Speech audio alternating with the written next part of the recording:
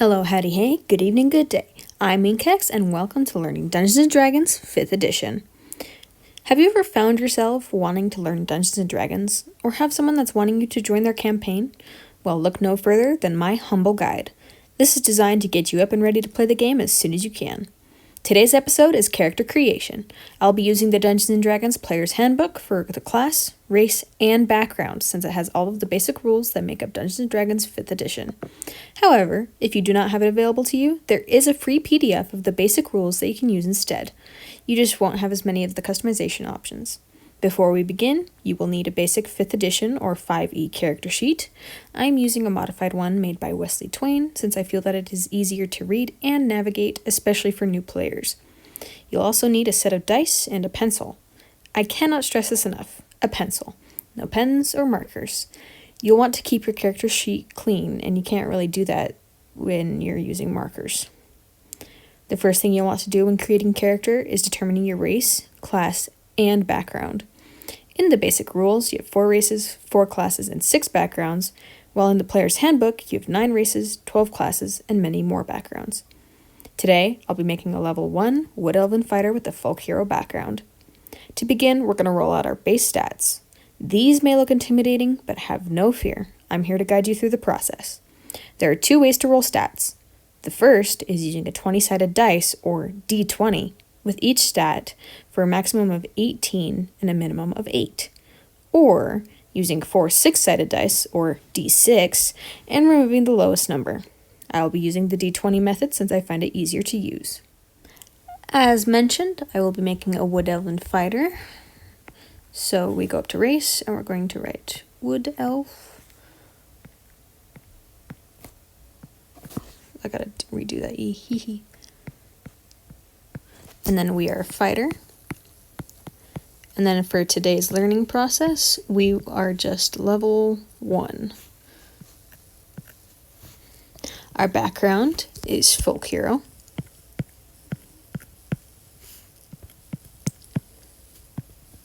Alignment is something I don't really focus on, but basically you're just saying, hey, my character is either neutral, good, or evil. And then there's 3 other kinds of variants. You have a neutral evil, or neutral good, or true neutral. You have a chaotic neutral, or evil or good. Or you have lawful, chaotic, evil, or good. Or neutral, evil, and whatever good.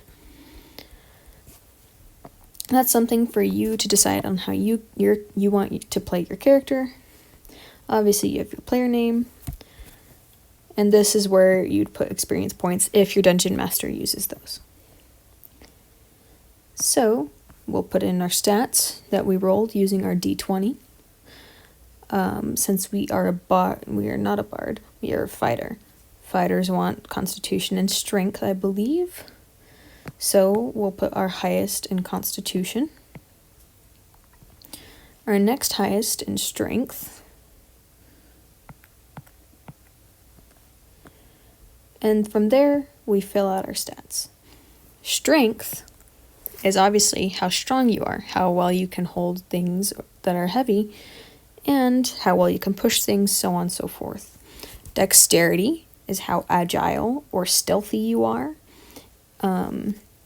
Like if you can stay hidden in the shadows, are able to pickpocket, or if you're able to do a cool trick and look good. Constitution is your health. It's how well you can handle poisons and other such related effects. Intelligence is your book smarts. It's how well you can recall information. Wisdom are your street smarts. It's using the knowledge that you've gained from living your life. And charisma is how well you can talk or intimidate or persuade people. Those are your main stats. So my fighter isn't going to be the best talker. And they'll be so-so in intelligence. Maybe a little more on the wisdom side. But they won't be as dexterous, I suppose. So there are my character and their stats. There is a modifier table that we'll be using to add on to this, but first we have to add our Wood Elven features and our Folk Hero features. So let me pull up my book. On page for the elf, you'll find the traits on page 23 of the player's handbook. So, excuse me, I need to sneeze, but it won't. Our dexterity score increases by 2 just for being an elf, so that 9 turns into an 11. Our speed, which is how far we can travel on the map during battle, is 30 feet. We have a feature called dark vision, which means we can see in dark and dim conditions.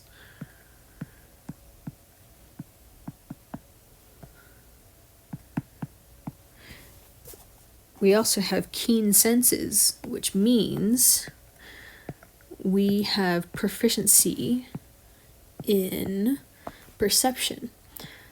To have proficiency in something means that you're slightly better at it than your other skills. So we're going to come down here, and because we're proficient in it, we're going to color in that dot. So your proficiency is something we'll discuss later. We also have Fey ancestry, which means you have advantage against being charmed, and magic cannot put you to sleep. So let's finish writing that down.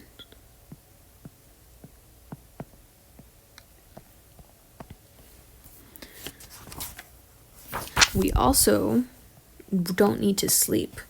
So we have a thing called trance instead, which means that instead of sleeping for 8 hours, you only need to meditate for 4, and you get the same benefits. You can read, we can read and write Common and Elvish. Common is usually the language that everyone in the realm speak, and then Elvish is obviously the language of the elves. There we go. And then we have the Wood Elven features specific to us. Our charisma. Nope, I was wrong. It is our wisdom score. Our wisdom score increases by 1. So that goes from a 12 to a 13. We have proficiency with longsword, shortbow, and longbow, thanks to elven weapon training. So down here in our proficiencies in languages, we will write down longsword, shortbow, and longbow. So I'm just going to shorthand this with, long and short sword.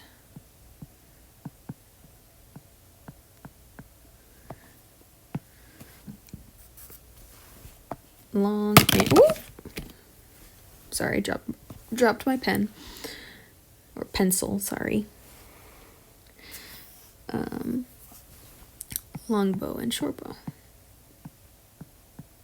Long and shortbow.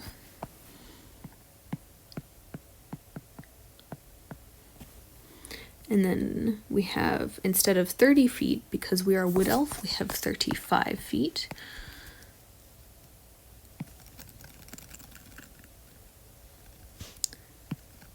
So we can go an extra block of movement during battle. And we have Mask of the Wild, which means we can attempt to hide, even if there's barely any cover.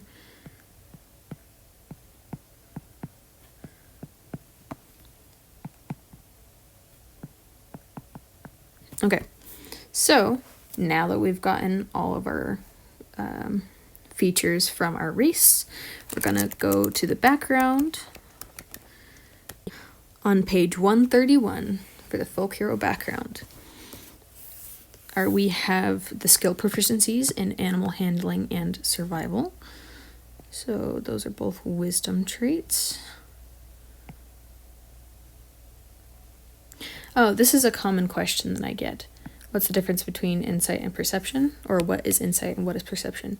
Insight is how well if you can tell someone's lying or if they're being truly honest.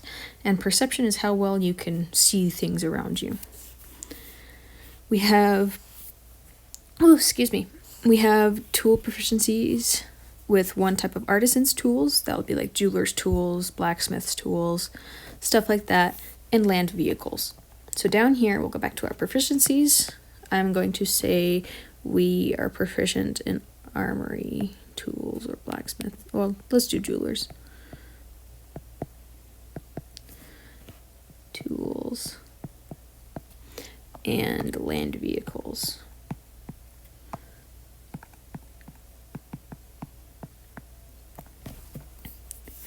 And then we get a set of artisan's tools. I'm going to just choose jewelers because that's what we are proficient in. If I can have good handwriting.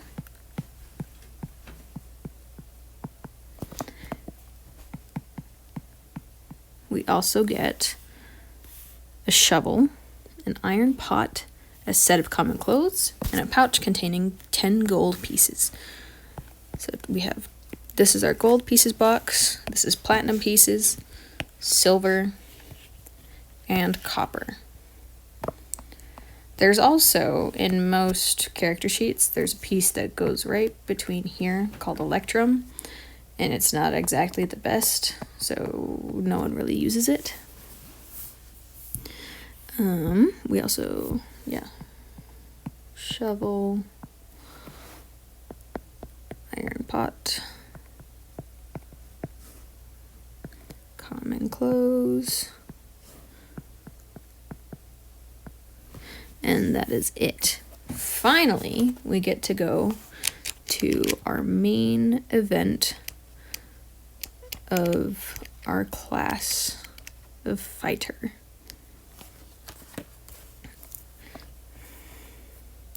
So, before we go any further, I'm going to add the modifiers, or write down the modifiers.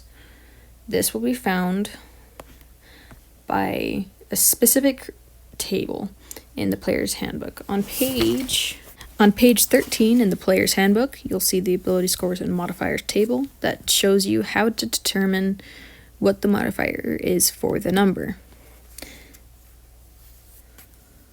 So, we have a +2 to our strength. We have a 0 for our dexterity.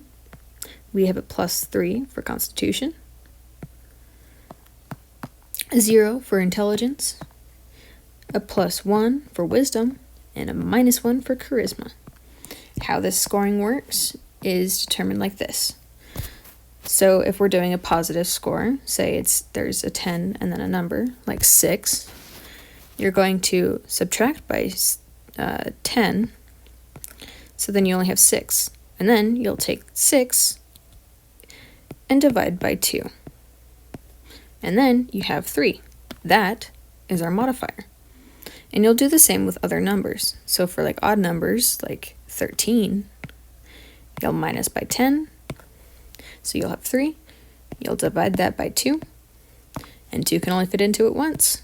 So your modifier is +1. For underneath 10, such as 9 or 8, you get a negative modifier for every odd number below 10. So, say if we had a 9, that would be a -1. It's in a similar fashion to the -10 divided by 2 rule. If you're 1 below 10, divide by 2, well, that's like a half, so you round up to the nearest 1, so 1. If you have a modifier of 7, you'd have a modifier of -2, so on, so forth. Now that we're done with that little explanation, we're going to move our modifiers over onto here after we get our proficiencies from the class. So, our class features, we get a hit dice of a d10 or a 10-sided dice. A hit dice will determine how many health points you have, like how much damage you can take. So we have a d10, and because we're level 1, we have a total of 1 dice. At first level, our health consists of 10 plus our constitution modifier. So our starting health is 13.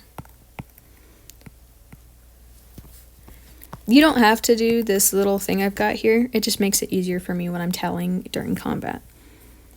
Our proficiencies as a fighter, we have proficiencies in all armor,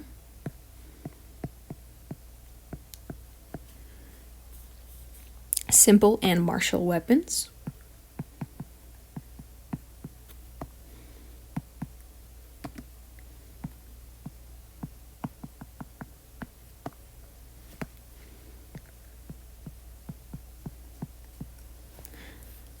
and our saving throws in strength and constitution. So we're going to color in these little diamonds for our saving throws for strength and constitution, because we are proficient in them. And then we get to choose 2 skills from acrobatics, animal handling, athletics, history, insight, intimidation, perception, and survival. The reason why I do race and background proficiencies before I do the class backgrounds is because you can pick your class background proficiency, your class proficiencies. And it doesn't do well to pick duplicate skills when you can have more. So I'm going to mark off athletics, and I love doing insight because I'm just that kind of person. Or for the fun of it, I'm going to mark off intimidation. So in order to determine your proficiency bonus, that is based on class level. From first level all the way up until 4th level, you'll be a +2. At 5th level, your proficiency bonus increases to +3. But for now, since we're first level, we'll just worry about our +2. This is when the proficiency comes in. This is when we'll mark down our modifiers for our specific skills. We're going to, when we're proficient in a skill, when these little things are colored in, we're going to not only add our modifier to it, we'll be adding our proficiency to it. So both of these are +4. Down here, we don't have any proficiencies, so all of our skills will just be 0. Have the same modifier as our skill, or as our score. This one, our constitution, we have a +3, and we're proficient in it. So 3 + 2, we have a modifier of +5 for our constitution saving throw. Once again, we have no proficiencies here, so we just move over our modifier into these skills. For this one, we're not proficient in our saving throw, so we'll just add a +1. We're proficient in animal handling, so we'll have a +3, +1, +1, +3, and +3. -1, -1, +1, -1, -1. Our passive wisdom, if I'm remembering correctly, is a 10 plus your perception modifier. And we've got a +3 in perception, so our passive perception is 13. And that's usually for the dungeon master to see if your character would just notice things without having to roll. Our starting equipment is either chainmail or leather armor, longbow, and 20 arrows. I'm going to do chainmail since that offers a heavier defense. However, we will not be as stealthy.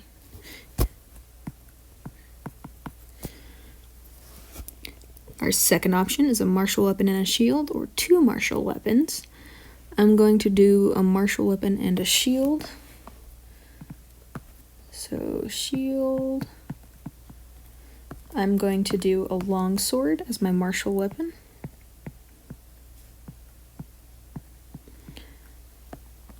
And because it's a melee weapon, meaning you're in close combat, you're not shooting anything, it'll be using your strength modifier for your attack bonus. So our strength is at a +2 for the modifier. And I believe we are proficient in longsword, so we'll add that to it. So we have a +4 attack bonus. The longsword does 1 8-sided dice of damage, or D8, one-handed, and then and then a D10 or 10-sided dice if you're doing it two-handed. And there's also, there's types of damage that we'll focus on later on the combat section. D10. So, lastly, we'll get a light crossbow and 20 bolts, or 2 hand axes. Let's get some range with our character, and we're going to do a light crossbow.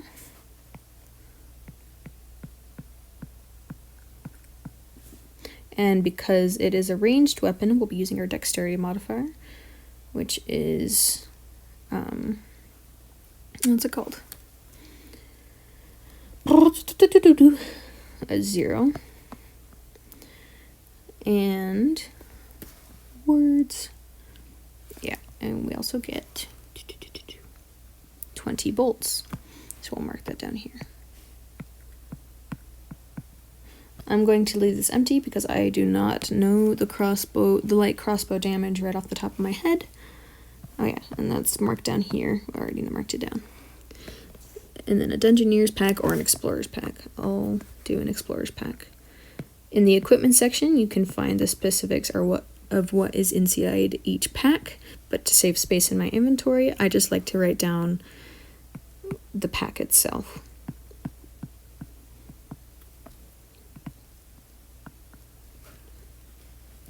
Then, as a level 1, we get a fighting style and the second wind feature. So fighting style, let's do, while you're wearing armor, let's do the defense fighting style.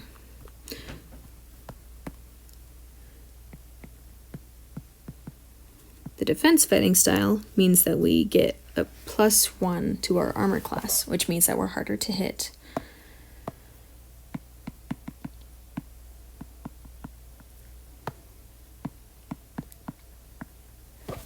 My apologies for the length of this video. I intended this to be short, and I'm just slow at writing. We also get second wind,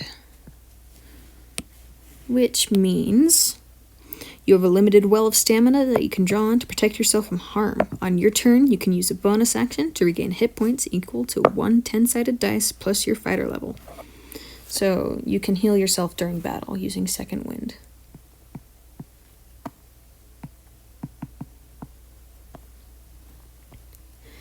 Alright, our initiative is 0 because initiative is just your dexterity modifier. If we go to the equipment page, we can write down our weapons and our armor. On page 145, you can find the armor list and how to calculate your score for that. Our chainmail is 13 plus our dexterity modifier. So it's 13 plus 0. We have an armor class of 13. However, we have a shield, and we have the defense fighter. So the shield will always add a +2. So our 13 goes to a 15, plus our defense fighting style, which makes that 16 for our armor class. Then we'll find out our damage for our light crossbow on page 149, and it does a 1d8 piercing damage.